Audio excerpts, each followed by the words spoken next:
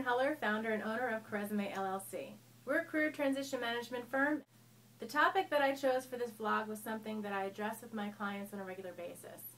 And it's actually something that I address with them probably 3 weeks into a strategy service that I provide with them. Because by that point, they've mastered how to talk about themselves and how to present their value and how to put it in the right words and speak about themselves naturally. Again, we don't really work with scripts or memorization. Having been a recruiter, having been on that side of it, I can tell if somebody's memorized something. And, we know that people are nervous. So we often make concessions for people who have nervous, and if you've memorized, you've prepared, and that's all great.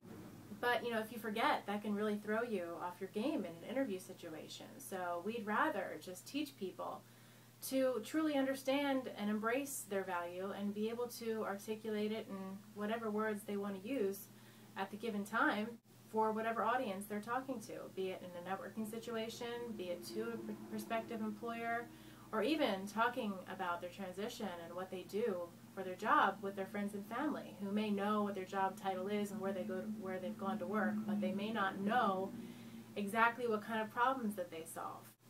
I want my clients to understand how to generate effective relationships with recruiters.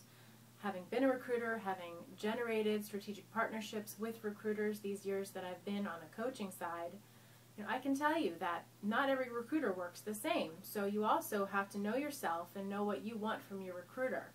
Now, that being said, there are recruiters who are transactional.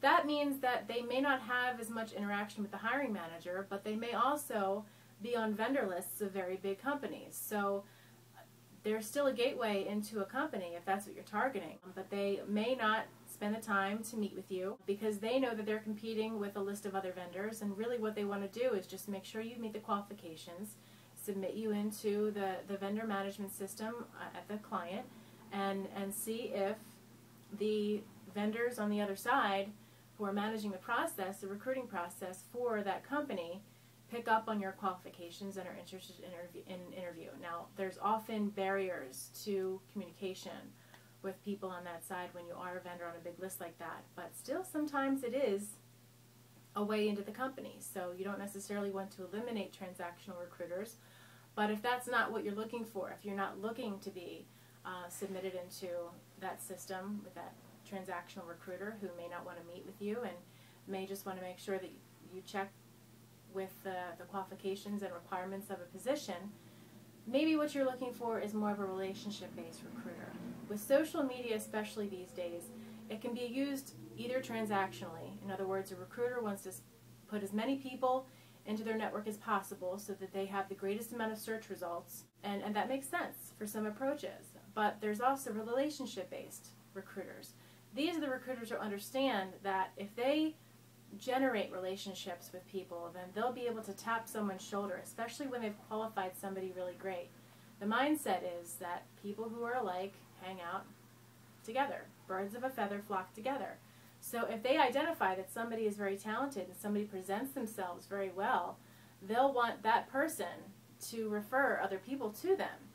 And so they're trying to not just respond and reply, which is a challenge for all recruiters pending their day, but they want to touch base with you. They want you to touch base with them. They want you to see a job and pass it on to your friends. They want to add you to their network, but they want to meet with you or just spend quality time on the phone with you. Some recruiters work completely virtually across geographies, so maybe they'll even use technologies like Skype to phone interview you or video interview you so that they can see if they send you to the client that you're going to represent them well. Some recruiters do put that amount of quality into the process, and that may be something that you want. One thing you do have to be aware of is that recruiters are not supposed to be submitting your resume to the clients without your prior knowledge. So if you talk to a new recruiter, you really have to qualify them and make sure that they understand that they're not to submit you until you give your expressed permission to be presented. And at that time, you need to know who the client is. Now, recruiters will keep their clients confidential if they know that their competition is also working on that job, and that you may go to other recruiters and give them that information. If you're going to be interested in that job and need to do the research necessary to be successfully moved into the interview process, then you need to know where your resume is going, especially because you could be duly submitted. if a recruiter sends you without your express written consent and you give somebody else consent. That can take you completely out of the game. It can also cause a lot of problems on the vendor side, on the client side. You don't want to be the kind of person who's represented by two different firms. It can make it look like you're playing two recruiters against each other. Recruiters are in a tight-knit community, and that's why I've been able to maintain and generate relationships with recruiters through these years. They do talk, they do share ideas, they do share insights into hiring and what works for them and successful, but they're also very competitive at the same time, because most of them are trying to make commissions and make a living, just like everybody else. So they may not give you information that can be used as competitive edge for the people who are also submitting candidates for the same jobs. You may be contacted by people who aren't recruiters, but they want to know if you know Java or if you meet these minimum requirements. They might be steps and steps away from the actual hiring manager, but if they call you, it's because they found your resume in a database or they found your profile online and they're calling on behalf of somebody who still might be a gateway into a company. So I know a lot of people do complain that, there's people calling them, they don't even sound like they're in the United States, and it's your choice whether you want to participate in that conversation and be considered by these screeners, they're called sourcers, who would eventually, if you do meet the qualifications, send your resume to a recruiter. And this is something that's developed because job boards have made it that much more difficult, plus the economy, to sort through thousands of applicants to find who's the best one. So they'll do something that's more cost effective, and they'll hire a third party to do that pre-screening for them to identify the candidates that actually meet the requirements, which can be hard to discern from the various resumes that are out there. Then they'll pass it on to the recruiter, who may even pass that on to an account manager, who may then pass that on to a vendor manager, who then may pass that on to an HR person, who then may pass it on to the hiring manager. That sounds like you're too far away from the job, but it is a way that people get jobs. Then, of course, there's networking. And I know that a frustration that I've heard a lot is that somebody will know somebody on the inside of a company and call them and say, I saw this job opening. Do you know who's hiring for it? Can you give me a recommendation? Can you pass my resume to the desk?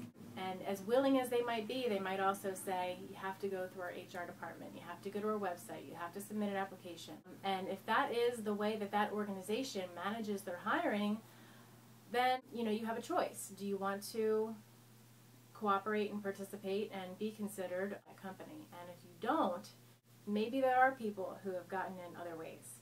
But if you're not sure and you don't have the time to do the research to find out, it may be worth it just to cooperate with the process. And then while you're cooperating with the process, see if you can network your way in. And that's not to say that if you're interfacing with somebody in a company, you should go above their head and try to talk to somebody above their head to move the process along. Your interface is your interface. But you may, if you know somebody, call your interface and say, hey, by the way, I wanted to let you know that I found out that my brother-in-law is the director of technology in this company, and he's willing to, walk my resume to the hiring manager.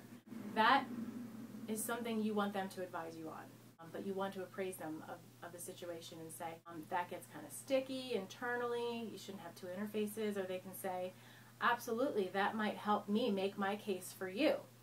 So if you have an interface, be it a recruiter who's presented you for a job, or be it an internal recruiter in that company who's received your resume, who's maybe pre-qualified you and they're just waiting to hear from a hiring manager, make sure that you keep them up to date on your efforts to further get into the company, especially if you have had to cooperate with the hiring process and be part of a system of hiring.